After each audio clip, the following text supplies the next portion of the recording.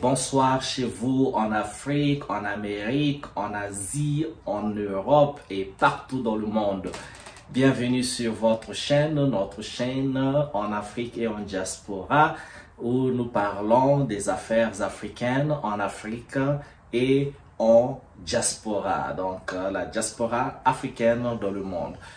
Nous sommes des gens qui aiment l'Afrique. Moi, j'adore l'Afrique. Je m'appelle panafricaniste et je définis mon panafricanisme par mon amour pour l'Afrique, pour mon idéal de voir le continent africain, tout le continent africain et sa diaspora dans le monde se développer, voir ses populations vivre comme toutes les autres populations du monde, ça veut dire dans le bien-être, la bienséance, voir les structures se développer, structures d'éducation, de santé, dans tous les secteurs, le tourisme, le sport, l'économie, la finance, que ce continent devienne donc ce continent de référence qu'il est déjà en fait, mais cette référence que le continent est souvent montrée du côté négatif et les parties les plus positives sont souvent sont fait passer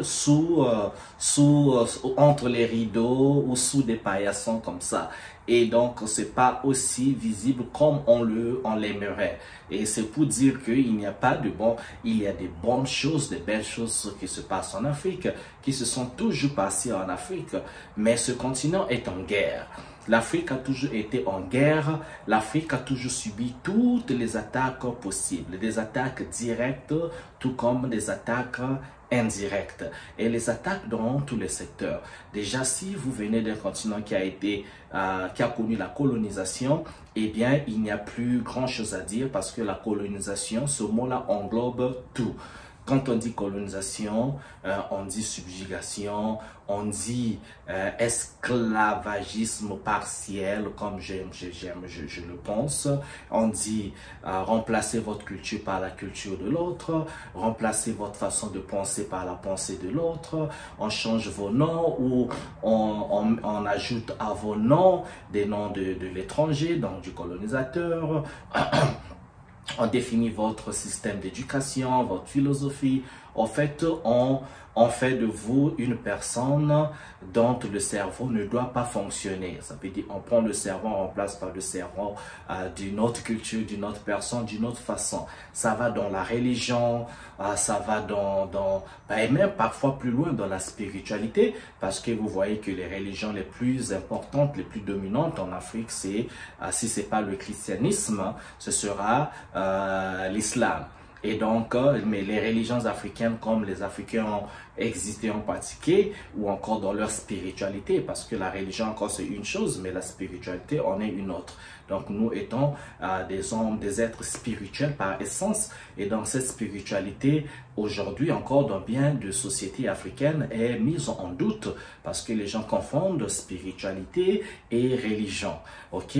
Et donc, les attaques sur le continent africain, sur la culture de l'Afrique ont toujours existé depuis que le premier navire européen accosta sur les rives de ce continent et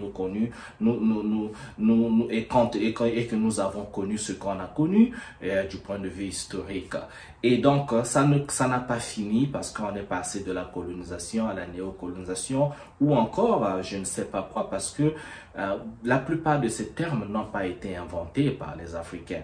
Nous devons toujours faire très attention aux termes qui sont inventés par les Européens pour soit définir une chose. Il faut faire très attention. Pourquoi? Parce que les termes ont un sens. Et les termes n'ont pas le même sens pour nous, tout comme pour eux. Aujourd'hui, on l'a bien vu et on l'avait bien cru au terme comme démocratie. Nous savions que bon, la démocratie était bien un système de pouvoir par les peuples, pour le peuple, par les peuples. Mais aujourd'hui, ça c'est dans sa définition basique, bien sûr. Et dans sa définition telle qu'on nous l'a enseigné, sans partir sans partir de sa genèse en Grèce, dans l'Empire romain et autres, mais disons en Europe.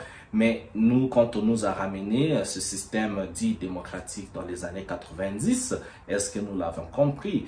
Donc aujourd'hui, eh bien, c'est un secret de polichinelle, la démocratie. Ce terme est devenu bien un moyen pour un autre outil de manipulation, un autre outil de subjugation. Et donc, bien sûr que moi, je crois pas que nous avons attendu les Européens pour nous dire ouais, la démocratie, pour que nous sachions ce qu'est la démocratie.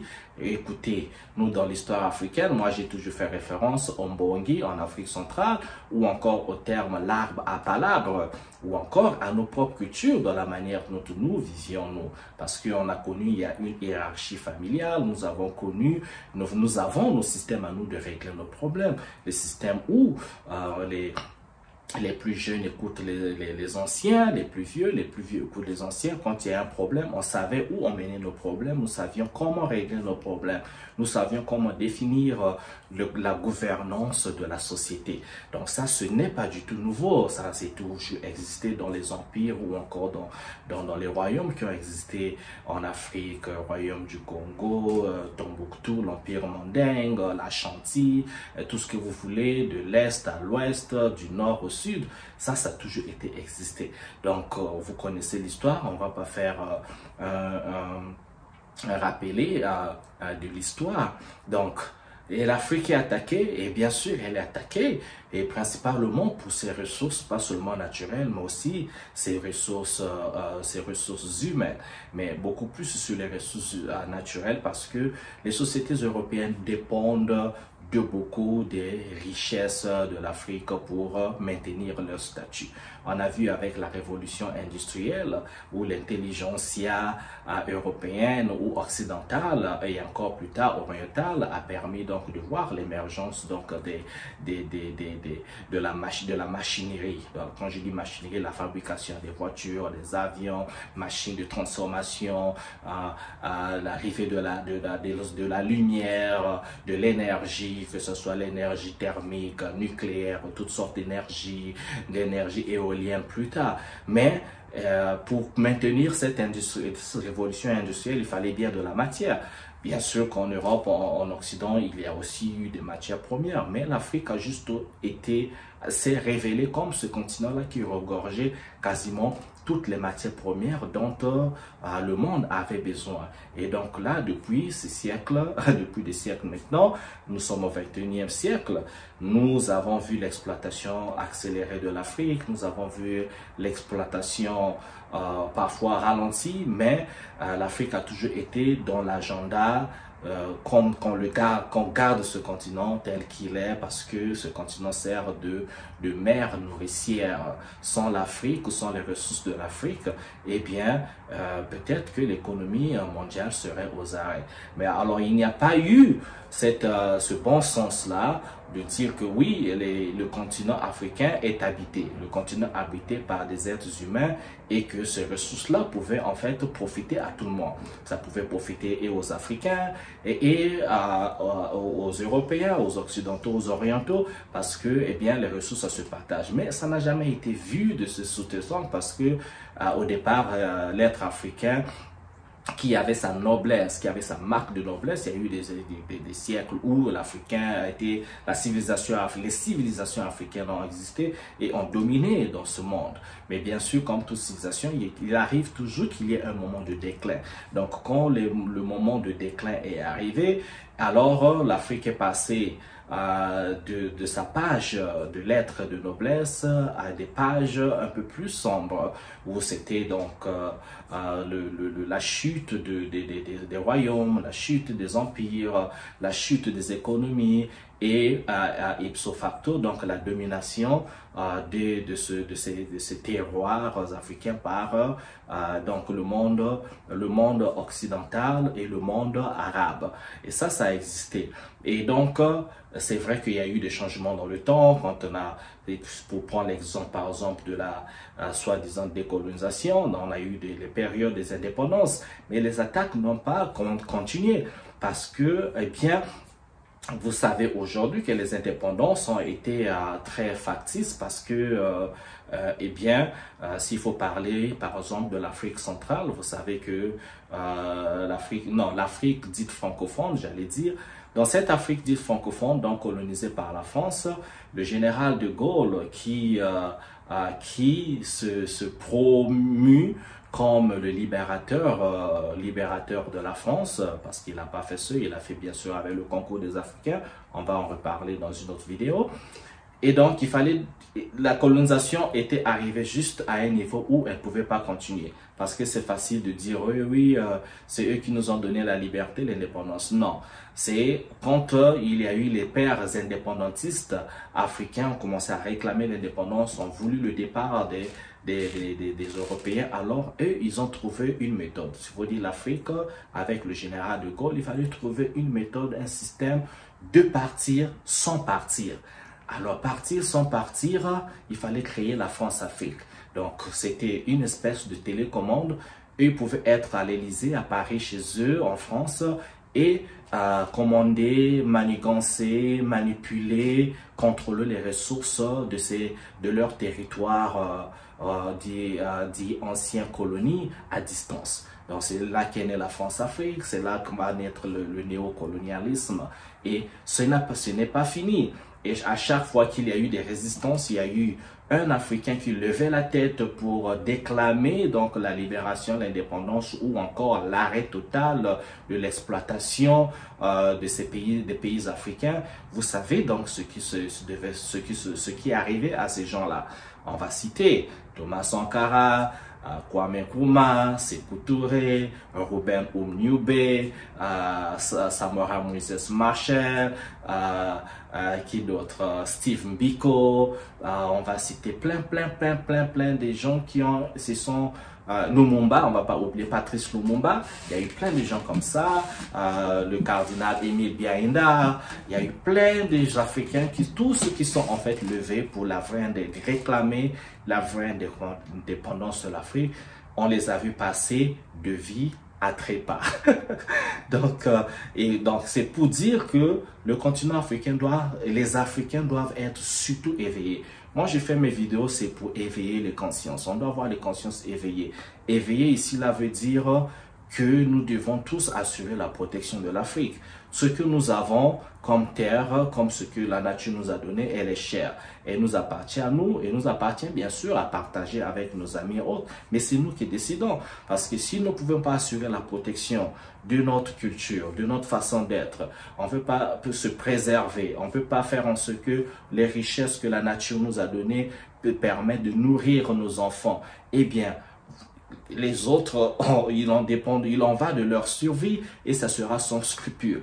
Et c'est souvent sans scrupule parce que cette peau-là, dite peau noire, est perçue comme une peau, est perçue quasiment comme moins d'un animal. Les Africains, l'élite européenne perçoit l'Africain comme les Africains sont moins que des animaux. Je suis désolé de le dire, ça peut heurter bien les choses. Écoutez, j'ai vécu dans les sociétés occidentales et autres. J'ai connu le racisme. Déjà, vous voyez comment ils parlent de nous. Et ce n'est même pas une facile. Regardez comment ils parlent de nous, les Africains, dans leurs médias. Même de la manière dont ils parlent de nos propres chefs d'État. C'est-à-dire que ça veut dire l'entité suprême de nos gouvernances, ils nous considèrent comme des enfants, des gens à qui il faut tout enseigner. Ils nous parlent toujours avec condescendance, avec beaucoup d'arrogance. Ils pensent que nous sommes incapables de décider par nous-mêmes. Aujourd'hui, dès qu'on veut rétablir un partenariat avec, par exemple, la Russie, on dit oui, c'est Vladimir Poutine qui influence. Dès qu'on va avec la Chine, c'est Xi Jinping, je ne sais plus comment on l'appelle trop, qui influence. Donc, on nous voit toujours comme des gens qui sont incapables, en fait, de décider par eux-mêmes, penser, décider par eux-mêmes et de dire avec qui on va travailler. Quand on veut travailler avec ceux-là qui sont perçus comme leurs ennemis, eh bien, ça devient un problème comme si nous sommes... Écoutez ce qu'ils disent, comme nous sommes influencés, donc comme des enfants, nous sommes influencés, on n'a pas la capacité de décider, c'est eux qui doivent décider pour nous, c'est eux qui connaissent, qui doivent faire la pluie et le beau temps chez nous, pour nous. Donc, c'est comme ça qu'ils nous perçoivent. Il faut écouter les médias, leurs grands médias, les médias mainstream. C'est comme ça qu'ils parlent de nous. C'est de manipulation en manipulation, c'est d'arrogance en arrogance. Donc, ces attaques vont dans ce sens. L'Afrique est tout sous l'attaque. Qu'est-ce qu'on n'a pas organisé depuis la conférence de Berlin? Oui, il n'y a pas eu un seul Africain sur la table. Quand ils ont créé l'ONU, il n'y avait pas eu d'Africains sur la table. Ils ont créé toutes ces grandes entités. Quand ils les créent, les Africains ne sont pas là, on ne demande pas notre avis. On trace un agenda pour vous, on écrit des décrets, des règles, des lois, on vient, on donne le papier, on vous montre, on vous dit, tiens, il faut signer ici. Eh bien, nos leaders fantoches qui ont été eux aussi subjugués, ont eu ceux qui ont été donc pu être contrôlés, ont signé des décrets, signé des contrats, des choses pour lesquelles ils n'avaient pas lu, ils n'avaient pas décidé parce que ils avaient quelque chose comme ça sous la tempe et donc s'ils ne le faisaient pas, ils retrouvaient le sort des autres, Thomas Sankara et les autres. Donc c'est ça le truc de l'Afrique. Et l'Africain est attaqué, mais indirectement vous remarquerez aussi que la plupart des tueries, des assassinats qui se font sur le continent africain sont faits en fait par les Africains. C'est toujours un Africain, une personne comme moi qui vous ressemble, qui va prendre une arme fabriquée par l'étranger pour tuer son propre frère ou sa propre sœur africaine ou africain. C'est comme ça. Donc, nous, tel quand on n'a pas la conscience et on n'a pas cet éveil, on peut facilement vous influencer, on peut facilement vous dire, mais tiens, on a de l'argent, on vient toujours dans cette politique machiavélique de diviser pour mieux régner.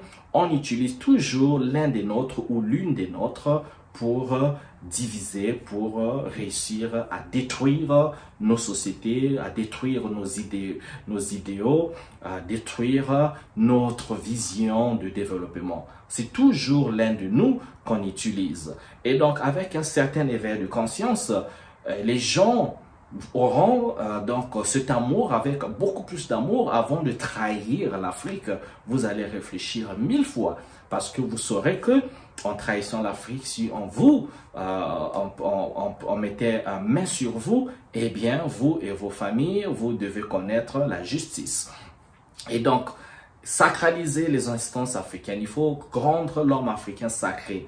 Sacré pour l'homme africain. Ça veut dire qu'un Africain, quand vous voyez un autre frère et sœur africain, un frère africain, une sœur africaine, eh bien, il faut l'accorder un degré du sacré. Ça veut dire que vous ne pouvez pas faire du mal à votre frère, votre sœur. Je ne dis pas que nous allons plus nous battre, on va plus entrer dans les incompréhensions parce que nous sommes des humains. Ça arrive, on peut se disputer, mais on ne peut jamais se disputer au point où on peut détruire notre maison parce que on a été très en colère. Non, non, non, non, non. On peut se disputer, on peut se chamailler, mais à la fin, on doit trinquer. Mais quand un étranger arrive dans votre territoire, il ne doit jamais entrer dans votre palabre. Il ne doit jamais entrer dans vos histoires. Ok? Il doit regarder de loin. Vous ne pouvez pas, on ne peut pas mener des étrangers, régler nos problèmes pour nous ou entrer entre nous. On ne peut pas le faire, surtout quand c'est non sollicité.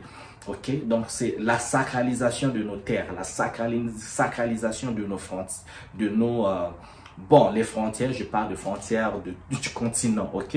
Je ne parle pas de ces frontières fabriquées, tracées comme ça, comme des morceaux de pizza là, de gâteau là, mal tracés entre le continent. Non, non, non, ces frontières-là, on devait enlever ces frontières-là pour permettre la libre circulation des biens et personnes au sein du continent africain. Mais je parle des frontières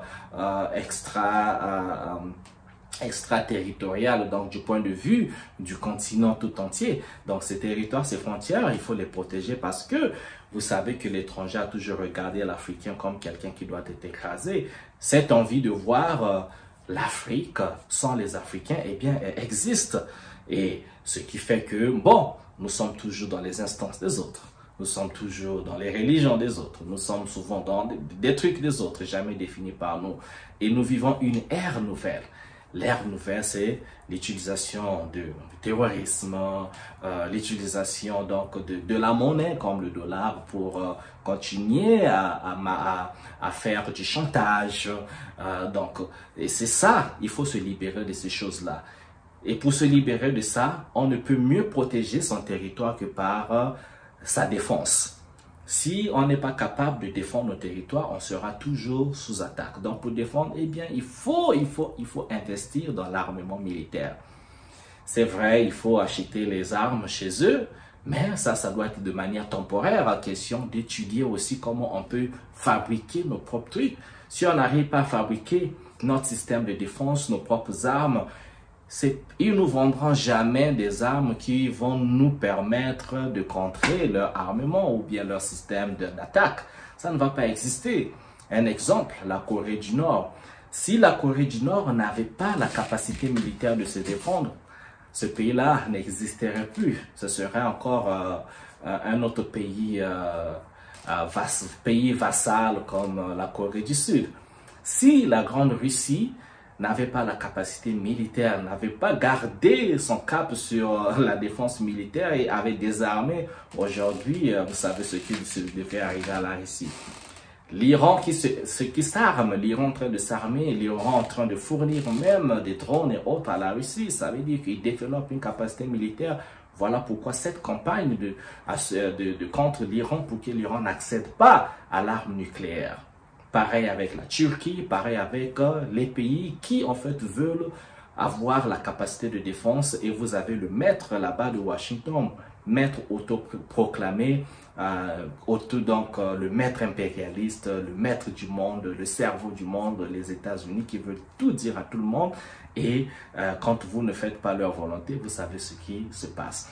Alors, pour finir ma vidéo, pour dire qu'il faut toujours comprendre de quelle manière les Africains sont sous attaque, de quelle manière, de quel côté les attaques viennent et sous quel angle. Il faut toujours réfléchir. Quand vous voyez une ONG, il faut questionner cette ONG. C'est pas parce qu'on vous sourit, c'est pas parce qu'on vous donne le riz, on vous donne le maïs, que forcément il y a des tontons gentils qui vous aiment. Non, non, non. Personne ne vous aime, comme le disait bien le général de Gaulle. Entre les États, il n'y a pas d'amis, il n'y a que des intérêts. Chacun vient pour son intérêt. Donc nous, notre premier intérêt ici, là, c'est la protection du continent. Donc juste commençons par aimer le continent, c'est tout. Et ça, c'est à tous les niveaux. Au niveau des populations, jusqu'au niveau de ceux dont nous désignons comme nos leaders. N'est-ce pas? Alors, c'était ma vidéo pour aujourd'hui. Je vous souhaite bien le bonheur chez vous. Merci de m'avoir suivi. N'oubliez pas, laissez les commentaires, des likes comme ça, partagez. Et je vous adore, vous tous, Africains et amis des Africains, en Afrique, en Asie, en Amérique, en Europe et partout dans le monde. Ciao, ciao.